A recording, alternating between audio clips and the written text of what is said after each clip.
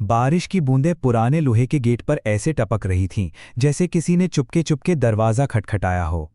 हवा में मिट्टी की महक थी, मगर उसमें कुछ अजीब सा कसैलापन भी घुला हुआ था, जैसे किसी पुरानी कब्र का ढक्कन हाल ही में उठा हो। अनया ने टॉर्च का बटन दबाया।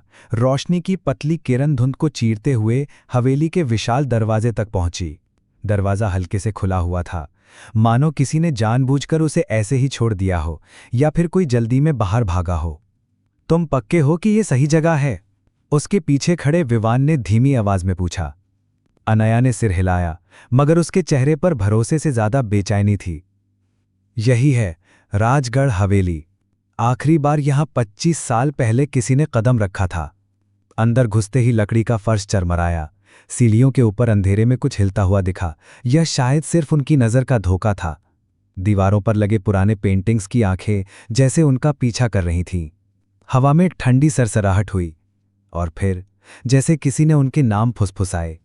आ न या वी वान। दोनों जड़ हो गए। विवान ने टॉर्च ऊपर घुमाई। कुछ नहीं था, मगर अनाया के दिल की धड़कन अब अपने कानों में सुनाई दे रही थी। और तभी ऊपर से एक दरवाजा जोर से बंद हुआ।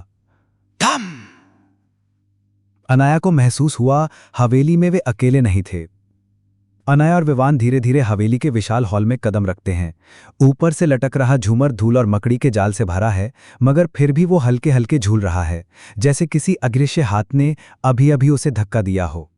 हवा में सीलन और सड़न की गंध भरी है। चारों तरफ पुराने फर्नीचर पड़े हैं, कुछ उल्टे, कुछ टूटे हुए, जैसे यहां कभी अचानक कोई भगदड़ मची हो। ये जगह बिल्कुल वैसी ही है जैसी मैंने पुराने अखबारों में पढ़ी थी, अनया ने बुदबुदाया। विवान ने उसकी तरफ देखा। मतलब राजगढ़ हवेली में आखिरी बार जो परिवार रहा था वो अचानक गायब हो गया। पुलिस को कोई सबूत नहीं मिला, बस यही कहकर मामला बंद कर दिया कि शायद वो लोग कहीं चले गए। दोनों के पैरों के नीचे लकड़ी की सीढ़ियां चरमराती हैं, जैसे हवेली खुद उनके आने से नाराज हो। वे ऊपर जाने ही वाले थे कि पीछे के दरवाजे से एक धीमी सी खरोचने की आवाज आई। खर खर खर। विवान ने तुरंत टॉर्च घुमाई, लेकिन वहां सिर्फ दीवार थी।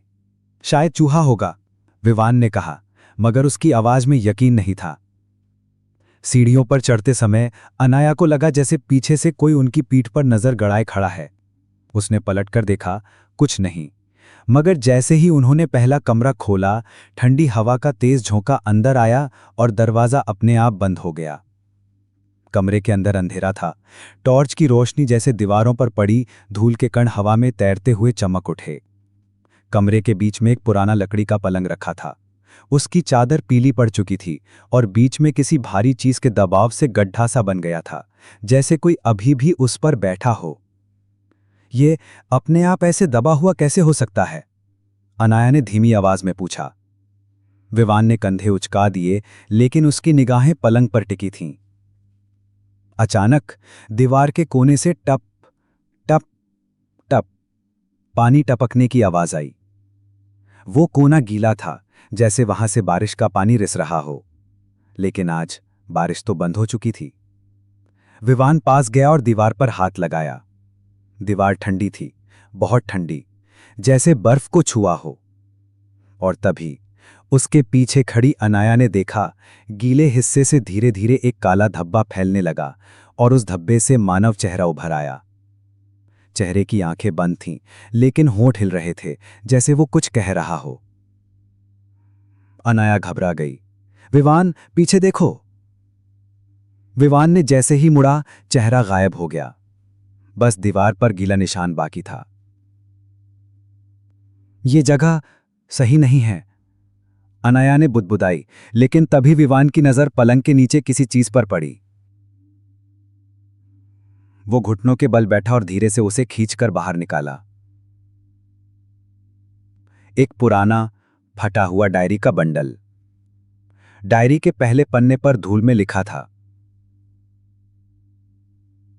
अगर ये पढ़ रहे हो तो देर हो चुकी है।